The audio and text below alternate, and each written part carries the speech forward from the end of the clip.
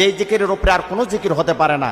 কোরআন আর সহিহ হাদিস থেকে আমি আপনাদেরকে এটা মেসেজটি দিব, খুব গুরুত্ব দিয়ে শোনার চেষ্টা করেন এবং আমল করার চেষ্টা করবেন ইনশাআল্লাহ। সবসময় দরুদের আমল করবেন। এক নম্বরে, যে ব্যক্তি বেশি বেশি দরুদ শরীফ পড়বে, কমপক্ষে 50 বার যদি ধৈর্য থাকে আপনার, 5 ওয়াক্ত নামাজের পরে 10 বার করে দরুদ শরীফ পড়বেন, জীবনে যা চাবেন তাই পাবেন। চাকরি হচ্ছে না, পাবেন। ব্যবসায় আপনার বিভিন্ন লস হচ্ছে, আপনি পাবেন। আপনার ছেলে মেয়ে কথা শুনছে না, পাবেন। আপনি জিন ভূতের আসর আপনার বাড়িতে, আপনি হেফাজতে থাকতে পারবেন। ঋণের বোঝা নিয়ে আছেন, আপনার আল্লাহ পাক আপনাকে হেফাজত করবে।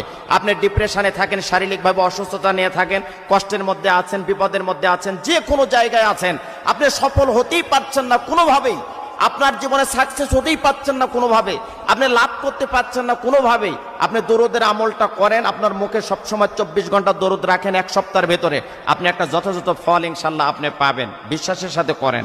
দরুদ শরীফ এটা কোনো বানোয়াট জিনিস নয়, এটা সহিহ হাদিস থেকে প্রমাণিত যে দরুদের